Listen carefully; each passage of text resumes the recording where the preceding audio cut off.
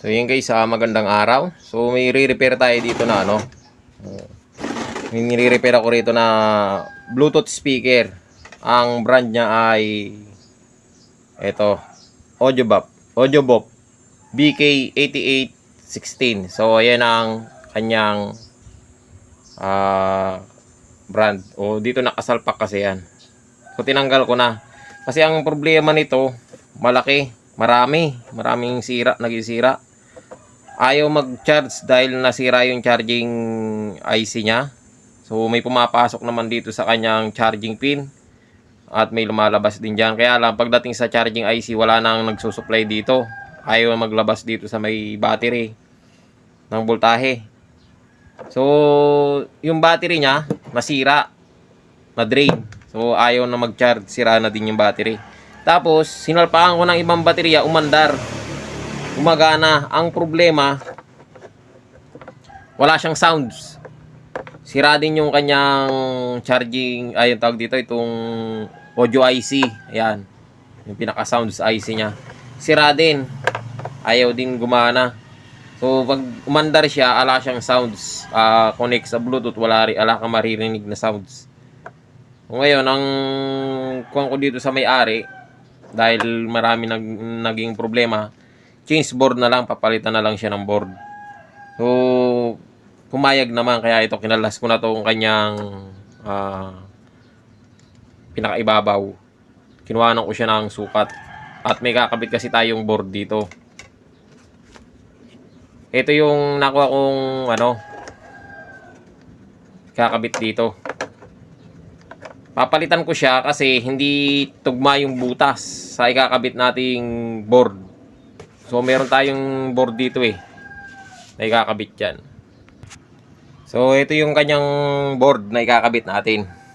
So ito kasing Bluetooth speaker na to, sira ang board dito, inorderan ko ng board. So ito siya, bagong board nito, inorder ko pa, kaya lang naluma na lang yung board niya kasi 4 na taon na sa akin tong Bluetooth speaker na to. Hindi pa kinukuha ng may-ari, pina-orderan ng board. So ngayon na-orderan na natin siya, nagawa na, hindi kinuha, 4 na taon na. So matagal na, natulog yung puhunan natin. Kaya ang gagawin ko dito, tatanggalin ko itong board na binili ko at siyang ililipat ko dito. Ngayon, madali lang sanang gawa ng paraan o diskartihan to, dahil ito kakabit natin. Ang kaha niya o ang kinalalagyan, kudrado. Ito ganito, half moon. Kaya lang, baka mangyari din dito sa isang ginawa natin, baka gawa na hindi pa kunin, aabutin na naman ng 4 na taon, hindi pa kukunin. So ngayon, ang gagawin ko, kasi magbago yung isip ng may-ari kung sisirain ko to. Ito sana yung gagamitin kong para dito. Tatabasin lang yan, tapos ikakabit to sa gitna, itotornilyo kaya i-rebit. Kaya lang baka kasi yung hindi pumayag yung may-ari, magbago yung isip. So ang ginawa ko, ayun, hindi ko sisirain ito, hindi ko siya sisirain, kaya gumawa ko ng panibago. So yung board natin na ikakabit, bubutas-butasin natin to, plastic, madali lang naman butasin yan. So pagka nagbago isip niya, pwede natin ibalik yung original niya, di ba? So yun guys, ang gagawin natin dito, bubutas-butasin na natin to. Isusukat natin dito yung mga butas. Yan. Ano lang to, yung ginawa ko dito, yung kaha ng TV. Flat screen. Tinanggal ko yung likod. Wala akong makitang wala akong makitang pwedeng kabit dito Kasi kung bakal, mahirap na magbutas pag bakal, barena. Tapos yung mga kagaya nito, pahaba yung display. Saka dito, mahirapan tayo. So ito, plastic. Pwedeng kunin ng panghinang o kaya barenang, madali lang ang butasan yan. So yun guys, sumablay yung ginawa natin. Hindi umubra. Ito palang nakuha nating plastic na to, nakakaha ng TV, makapal. So hindi pala siya uubra kapag makapal, dahil hindi lalabas tong pindutan, dahil maliliit lang siya maliliit. So ayan Hindi lumabas. Hindi siya lumabas dito. So, mali. Mali ito. So, ito yung gagawin natin. Yung dating lalagyanan niya, yun na lang ang gagawin natin uli. Ikakabit na lang natin siya uli dito. Tapos, itong kalahati na to, tatabasin natin itong plastic. Yan, tatabasin natin. Kukunin natin yung kalahati. Siya itatapal natin dito para sumakto. Para masaraduhan yung butas. So, ganun na lang ang binabala kong puputulin ko na lang tong kalahati nito. Siyang ilalagay ko dito. So, tinabas ko na yung gilid nito. Ayan o. Ayun. Para Tapos yung kapupunan niya dito, yun na lang ang dito sa plastic. So, saan na lang natin siya itutornilyo, bubutasan natin. Ganun na lang ang mangyayari dyan. Kasi, wala, no choice tayo eh. Hindi umubra yung ginawa natin. Mali. Palpak. Tanga talaga. Hindi natin napansin na maliit pala yung mga ng pindutan, lulubog. So ngayon tatabasin ko na lang siya guys sa itong plastic. Tapos pakita ko sa inyo pag na-assemble na natin. So ibabalik ko lang muna siya dito. So yung guys, ito na yung kanyang board na isalpak na natin. So ganyan ang forma niyan. So putol dito. So yun. Ilapat natin. So, bago pala yan, ito, wiring ko na nga pala siya. Pero, wawiring natin siya ng maayos kasi bagya lang na kasalpak. At lalagyan natin ng stick glue itong mga connection niya. Ang connector. Ito pinakasakit. Para pag kumakabog, katagalan kasi pag nag-vibrate, tatanggal yan. So, didikit natin siya ng stick glue. Tapos, ito pala ang iba, kagaya nitong isa na to, sa ilaw. So, isa lang ang salpakan ng ilaw itong board na to. Kaya, babakanti natin yung isa. Tapos, itong dalawa. Ito sa harap to. Yung display niya dito sa harap. So, may display kasi dito sa harap yan. So, babakanti na rin natin. Hindi na magagamit to. So, babakanti na natin yan. So, yan lang ang nakabakante. Tapos, yung battery. Ito, abonado tayo ng battery kasi yung battery niya sira. So, ito, mag-abon tayo ng battery.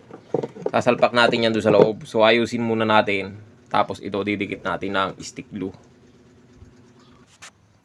So, kaysa nilagyan na natin siya ng pandikit. So, makikita nyo, yan, puno na ng pandikit. Tapos, yung battery dito ko na lang sa labas nilagay kasi mahirap ilagay doon sa loob. So, pero dinikitan ko siya mabuti ng stick glue. So, tad-tad na ng stick glue yan. Ibabaw saka sa ilalim. So, yun. So, hindi na matatanggal yan. So, ngayon, kakabit na natin siya. Sasalpak na natin. Yan. So, itotornilyo na lang. Yan. Parang, ayun, lumapat na. So, totornilyo na lang. Pero, bago natin siya itornilyo, syempre, tetestingin muna natin. Ayun, gumana no. High. Blue. So, testing natin. So, yun.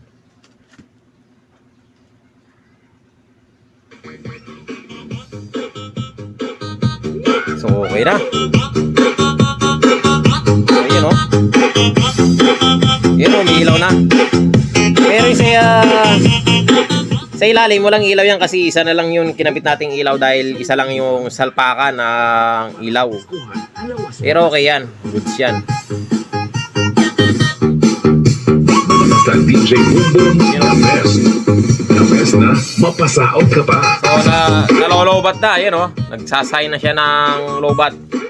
Cha-charge muna natin yan. So, totornilyo lang muna siya. Ito nga pala yung tinabas nating kapiraso para dito. Yan, pinakatakip. Yan lang naman yan eh. Mapat ka. Ayaw yata. Yo. Ayan, ganyan lang siya. Pinakatakip, pinakasarado para hindi siya butas. So, yan guys, tornilyo muna natin.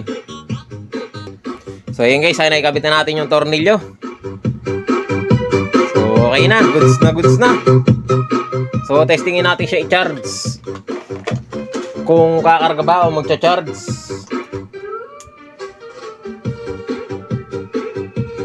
So, yun. So, yun, umiilaw yung charging red light niya, yun o. So, ibig sabihin, okay siya. Goods na goods. You know?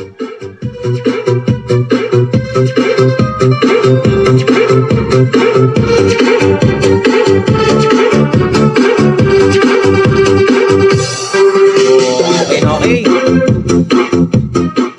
Okay na okay siya.